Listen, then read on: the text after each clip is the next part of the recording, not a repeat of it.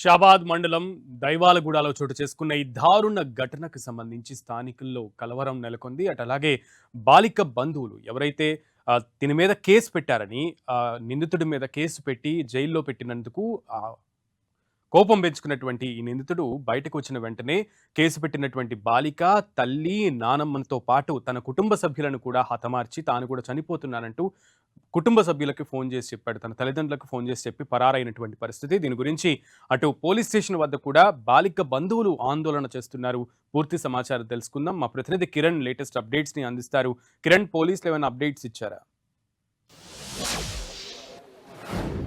సునీల్, దైవాలగూడ దారుణ హత్యల ఘటనకు సంబంధించి కూడా ప్రసార్కి అయితే నిందితుడు రాజ్ కుమార్ కోసం గాలింపు చర్యలు చేస్తున్నట్టుగా మనం చెప్పుకోవచ్చు. ఈ ఘటనకు సంబంధించి కూడా ప్రస్తుతానికి అయితే అనేక కోణాల్లో దర్యాప్తు చేస్తున్నట్టుగా మనం చెప్పుకోవచ్చు. నిన్న రాత్రి 10:30 గంటల ప్రాంతంలో ముందుగా బాధితురాలి ఇంటికి వెళ్ళాడు. ఆ తర్వాత ఆమెని బయటికి పిలిపించి కారులో ఎక్కించుకొని గొంతు కోసి తరిపిన తర్వాత కూడా ఆ బాధితురాలు ఇంటికి వెళ్ళి తల్లి నానమ్మను అత్యంత కిరాతకంగా హతమార్చిన తర్వాత తిరిగి దైవాలగూడకు వెళ్ళి రాజ్ కుమార్ భార్యతో పాటు ఇద్దరు చిన్నలను అత్యంత కిరాతకంగా హతమార్చి బంధువులకి తల్లిదండ్రులు రాజ్ కుమార్ తల్లిదండ్రులకు ఫోన్ చేసి తాను 6గురిని చంపాను, తాను కూడా చనిపోతున్నా అంటూ కూడా ఫోన్ చేసి స్విచ్ ఆఫ్ చేసుకొని అక్కడ నుంచి పరాయినట్టుగా చేస్తుంది. ఈ ఘటనకు సంబంధించి కూడా రాజ్ కుమార్ గతంలో ఇటు ఈ మైనర్ బాలికకు సంబంధించి కూడా వేధింపులకు పాల్పడ్డట్టుగా ఇటు బాధితురాలికి సంబంధించిన కుటుంబ సభ్యులు ఆరోపిస్తున్నారు. గతంలో ఇటు రాజ్ కుమార్తో పాటు కుటుంబ సభ్యులకు కూడా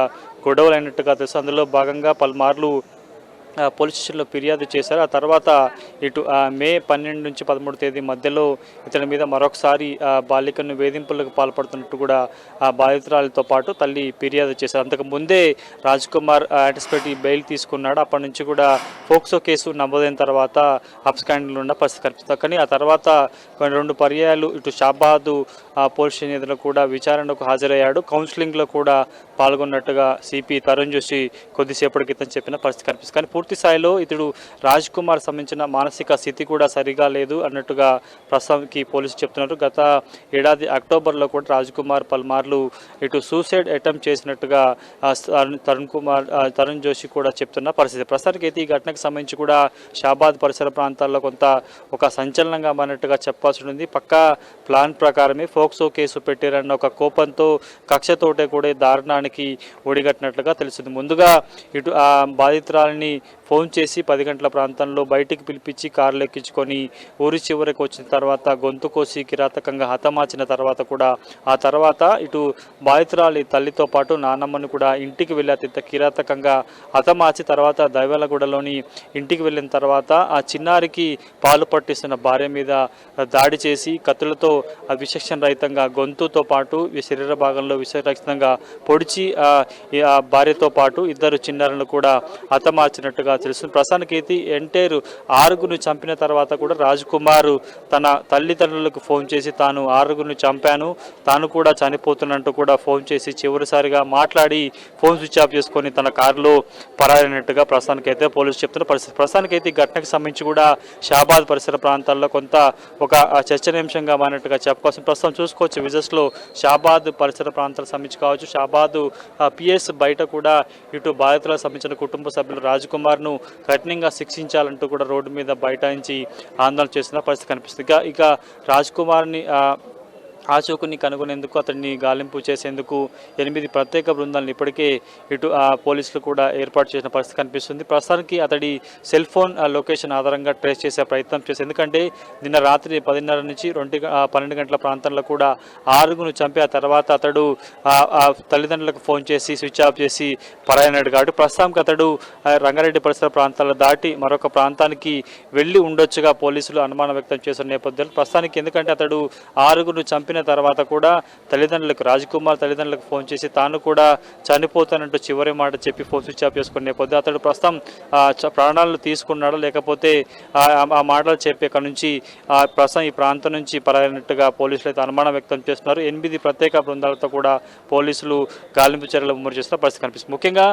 ఇటు ఎందుకంటే ఒక గతంలో మైనర్ బాలికను వేధింపులకు గురి చేస్తూ అతన్ని ప్రేమిస్తానంటూ కూడా రాజ్ కుమార్ వెంటబడ్డట్టుగా ప్రస్తుతానికైతే ఇటు కుటుంబ సభ్యులు ఆరోపిస్తున్న నేపథ్యంలో గతంలో సున్నితంగా రాజ్ కుమార్కి సంబంధించి కూడా చెప్పే ప్రయత్నం చేస్తే వినకుండా తరచూ ఆ బాలికను వేధింపులు పాల్పడడంతో ఆమెను కాలేజీకి కూడా మాన్పించేసినట్టుగా తెలుస్తుంది. కాబట్టి పూర్తి స్థాయిలో కూడా ఒక పథకం ప్రకారమే తనను ఎట్టి పరిస్థితుల్లో తన కుటుంబ సభ్యులందరూ చంపుతున్నట్టు గతంలో కూడా రాజకుమారు బెదిరింపులకు పాల్పడిన నేపథ్యంలో కూడా బాధితురాలతో కలిసి తల్లి షాబాద్ పిఎస్లో ఇటు మే 12 తేదీన కూడా కంప్లైంట్ చేసినట్టుగా తెలిసింది. మే 26 తేదీన ఇతడి మీద కేసు కూడా నమోదైంది. అందుకంటే అంత ముందే ఇతడు యాంటిసిపేట్ బెయిల్ తెచ్చుకోవడంతో అప్పటి నుంచి పరాన్నట్టు తెలిసింది. ఆ తర్వాత పోలీసుల విచారణకి కౌన్సిలింగ్ కూడా వచ్చినట్టుగా సిపి తరుణ్ జోషి చెప్తున్న నేపథ్యంలో కొంత మానసిక స్థితి సరిగా లేకపోవడం, గతంలో సూసైడ్ అటెంప్ట్ చేయడం, గతంలో ఒక కేసు కూడా ఇతని మీద ఉన్నట్టుగా తెలుస్తుంది. కాబట్టి పూర్తి స్థాయిలో కూడా ప్రస్తుతానికి ఇది ఘటనకు సంబంధించి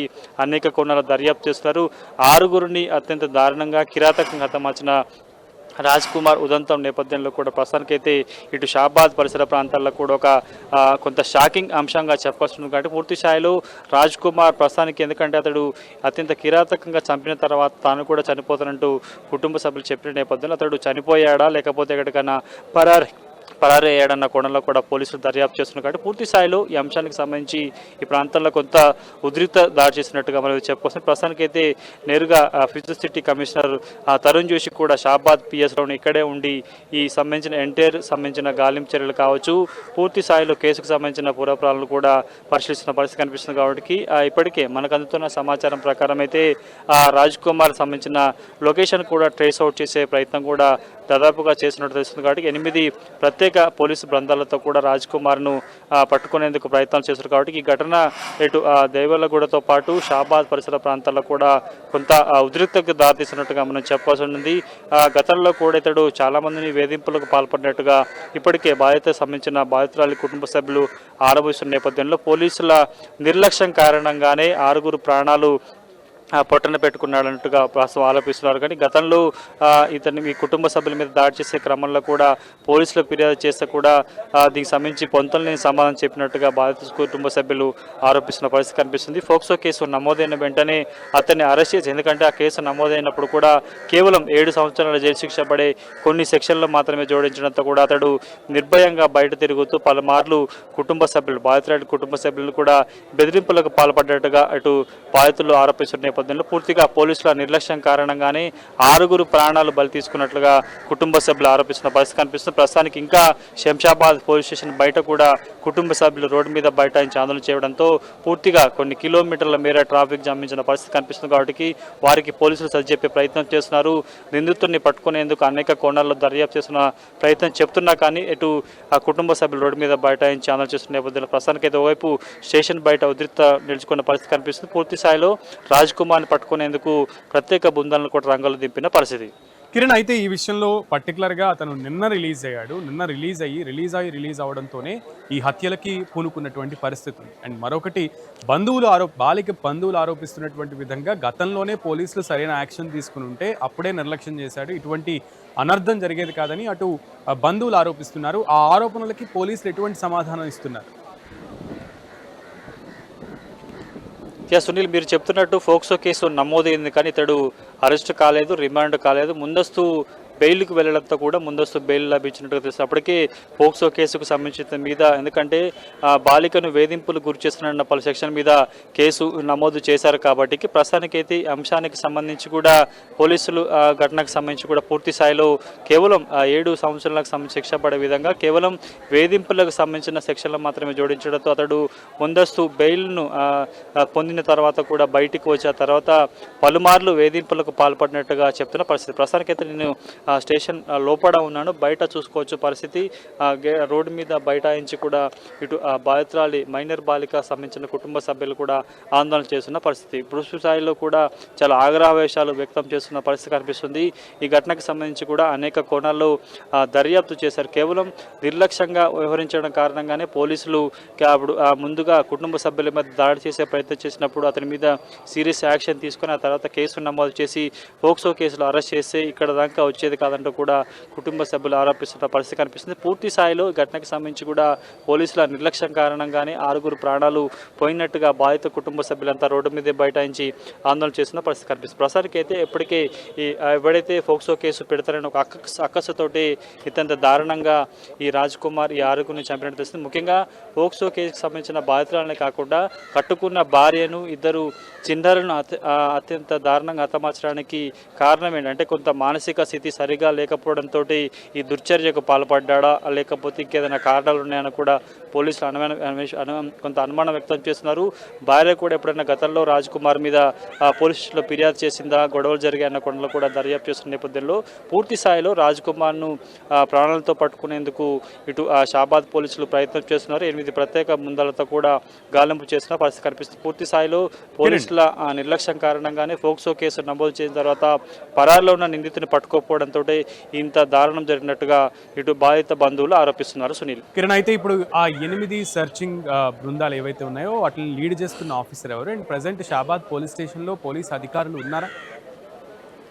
విచారణని ఎలా ముందుకు సాగిస్తున్నారు? ప్రస్తుతానికైతే ఈ ఘటనకు సంబంధించి సునీల్, మీరు చెప్తున్నట్టు నేను ఘటన జరిగిన తర్వాత వెంటనే ఈ ప్రాంతానికి ఫిజిల్ సిటీ కమిషనర్ తరంజీష్తో పాటు డీసీపీ కూడా ఇక్కడ నేరుగా నిన్న రాత్రి నుంచి కూడా ఇక్కడ నుంచి ఈ ప్రాంతాలలో సంబంధించి కూడా పూర్తి స్థాయిలో అటు మృతదేహాలకు సంబంధించి పోస్టుమార్టం కావచ్చు, నిందితుడిని ప్రాణాలతో పట్టుకునేందుకు ఇప్పటికే ప్రత్యేక బృందాలను ఏర్పాటు చేసిన పరిస్థితి. కొద్దిసేపటి క్రితమే fizzle city commissioner Tarun Joshi కూడా మీడియాతో మాట్లాడుతూ అతన్ని ప్రాణాలతో పట్టుకునే ప్రయత్నం కూడా చేస్తున్నాం. 8 ప్రత్యేక బృందాలను కూడా ఏర్పాటు చేసినట్టుగా పోలీసులు చెప్తున్న పరిస్థితి కనిపిస్తుంది. నేరుగా షాబాద్ పిఎస్లోనే సిటీ సైబరాబాద్ ఇటు మల్కా ఫ్యూచర్ సిటీస్ కమిషన్ కమిషనర్ కూడా తరుణ్ జోషి నేరుగా ఇక్కడ నుండి పర్యవేక్షిస్తున్న పరిస్థితి కనిపిస్తుంది. కాబట్టి పూర్తి స్థాయిలో 8 ప్రత్యేక బృందాలతో కూడా అతన్ని పట్టుకునే ప్రయత్నం కూడా చేస్తున్నట్టుగా తెలుస్తుంది. పూర్తి స్థాయిలో ఒకవైపు కేసుకు సంబంధించి ఎందుకంటే 6గురిని అత్యంత కిరాతకంగా హతమార్చి బంధువులకి సమాచారం ఇచ్చి ఫోన్ స్విచ్ ఆఫ్ చేసుకొని